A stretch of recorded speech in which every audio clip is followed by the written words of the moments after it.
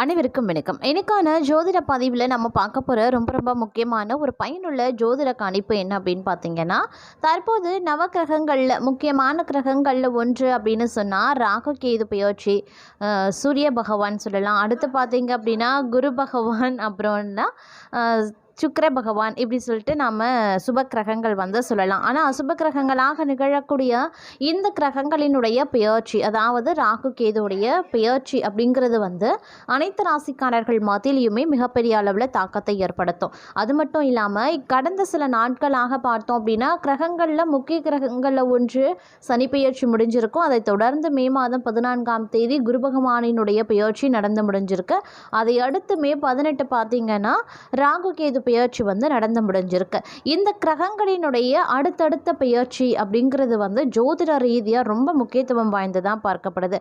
சில கிரகங்கள் அதிர்ஷ்டத்தையும் ராஜயோகத்தையும் கொடுத்தாலும் சில கிரகங்களினுடைய பெயர்ச்சி அதை தடுக்கக்கூடிய வகையில் அமையப்பெறும் அப்படின்னு சொல்லலாம். ஒருவேளை அவங்களுக்கு மோசமான விளைவுகள் ஏற்படுகிறது அப்படின்னு சொன்னாலும் சில கிரகங்களினுடைய தாக்கம் அவங்களுக்கு அதிர்ஷ்டத்தையும் வழங்கலாம். இப்படியான நிலைகள் உருவாகக்கூடிய பட்சத்தில் மிதுன ராசிகளை பிறந்தவங்களுக்கு இந்த அடுத்தடுத்த நிகழக்கூடிய இந்த கிரக நிலை பெயர்ச்சிகள், கிரகநிலை மாற்றங்கள் எப்படிப்பட்ட பலன்களை தரப்போகிறது, அதிலும் அசுப கிரகங்களாக விளங்கக்கூடிய ராகு கேது அப்படிங்கிறது பல பேருக்கும் பார்த்தோம் அப்படின்னா அசுப கிரகங்களாக விளங்குவது அசுப பலனை மட்டும்தான் தரும் அப்படின்னு நினைச்சிட்டு இருக்காங்க. ஆனால் பெரும்பாலும் அப்படி கிடையாது. அசுப கிரகங்களாக அவைகள் திகழ பெற்றாலும் அவைகள் நற்பலன்களையும் அதிர்ஷ்டங்களையும் தரக்கூடியது அப்படிங்கிறது பலருக்கும் தெரியறதில்ல.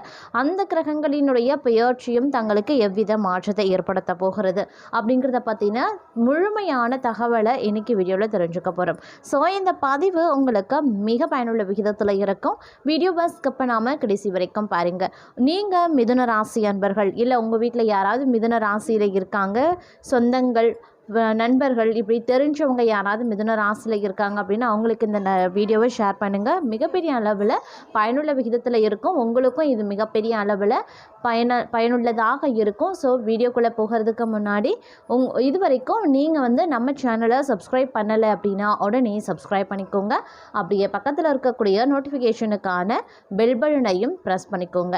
உங்களுக்கு விநாயக பெருமானை ரொம்ப பிடிக்கும், நீங்கள் விநாயக பெருமானினுடைய தீவிர பக்தர், இல்லை நீங்கள் உங்களுக்கு இஷ்ட தெய்வமாக விநாயக பெருமான் இருக்காரு அப்படின்னு நினைக்கிறீங்கன்னா ஓம் கணபதியே நமக அப்படின்ற மந்திரத்தை 3 முறை கமெண்ட் பாக்ஸில் பதிவு பண்ணிவிட்டு தொடர்ந்து இந்த பதிவை பாருங்கள்.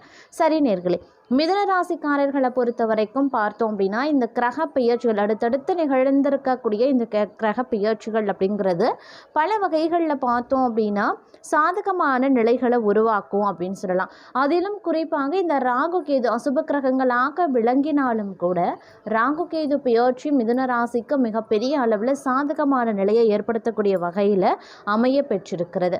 அது மட்டும் இல்லாமல் இந்த நேரத்தை பொறுத்த வரைக்கும் தங்களுடைய வாழ்க்கையில் இது ஒரு இனிமையான காலமாக அமைய பெறும் அப்படின்னும் சொல்லலாம். புது மாற்றங்கள் ஏற்படும், புது திருப்பு முனைகள் உருவாகலாம். வாழ்க்கையினுடைய அடுத்த கட்டத்திற்கு தேவையான வளர்ச்சியை நோக்கி நீங்கள் பயணத்தை மேற்கொள்வீங்க அப்படின்னும் சொல்லலாம். அது மட்டும் இல்லாமல் பல வகைகளில் வாய்ப்புகளும் உங்களுக்கு குவியும். அந்த வாய்ப்பை நீங்கள் சரியாக பயன்படுத்தி கொண்டீங்க அப்படின்னா உங்களுடைய வாழ்க்கை அப்படிங்கிறது உச்சத்தில் இருக்கும் அப்படின்னு சொல்லலாம். அந்த அளவுக்கு பார்த்தீங்க அப்படின்னா நற்பலன்கள், அனுகூலங்கள், நல் வாய்ப்புகள் கிடைக்கப்பெறுவீங்க அப்படின்னு தான் சொல்லணும். அதே மாதிரி ஓரளவுக்கு இந்த காலகட்டத்தை திருப்தி தரக்கூடிய வகையில் பணவரவு ஏற்படுவதற்கான வாய்ப்புகளும் இருக்குது. சிலர் பார்த்தோம் அப்படின்னா உத்தியோகத்தில் பார்க்கும்போது மேலிடத்தினுடைய நேரடி அங்கீகாரத்தை பெறுவாங்க.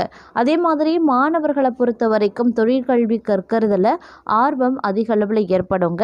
திட்டமிட்டு படிக்கிறதுல எதிர்காலத்திற்கு உதவக்கூடிய வகையில் இருக்க பெறும் அப்படின்னு சொல்லலாம்.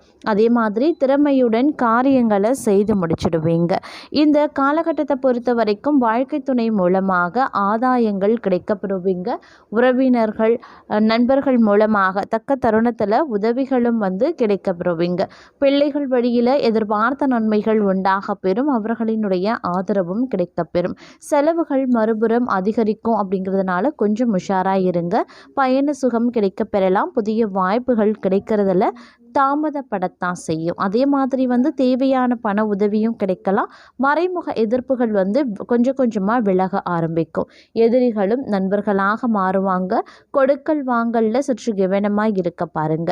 முன்னேற்றம் ஓரளவுக்கு உண்டாகக்கூடிய வாய்ப்புகள் இருக்கு.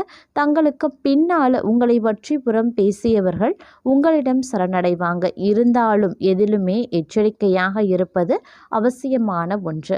இந்த காலம் எதிர்பாராத செலவுகள் ஏற்படத்தான் செய்யும். எதிர்பார்த்த வெற்றி கிடைக்கிறதுல தாமதங்களும் உண்டாகத்தான் செய்யும். எதிர்பாராத பண வரத்தும் இருக்கலாம். புதிய நண்பர்கள் சேர்க்கையும் ஏற்படலாம். மற்றவர்களுக்கு உதவி செய்யறதுல ஆர்வம் காட்டுவீங்க.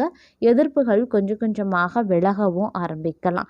அதே சமயம் இந்த நேரத்தை பொறுத்த வரைக்கும் பார்த்தோம் அப்படின்னா பல்வேறு வகைகளில் குடும்பத்தில் நிம்மதியும் மகிழ்ச்சியும் ஏற்படுவதற்கான வாய்ப்பு இருக்கு.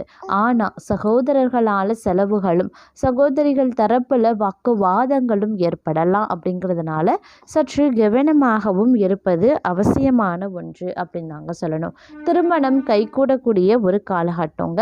அதே மாதிரி இந்த நேரத்தில் கிரகங்களினுடைய பெயர்ச்சி பல விதங்களில் சாதகமாக இருந்தாலும் இந்த காலம் முழுவதும் நீங்கள் பேச்சில் நிதானத்தையும் கவனத்தையும் செலுத்த வேண்டியது அவசியமான ஒன்று அப்படிங்கிறத மறந்துடாதீங்க. அவசரப்பட்டு எந்த முடிவையும் எடுக்க வேண்டாம். பொருளாதார ரீதியாக பார்த்தோம் அப்படின்னா இந்த காலகட்டத்தில் நிதிநிலை ஓரளவுக்கு மேம்பட வாய்ப்புகள் இருக்குது.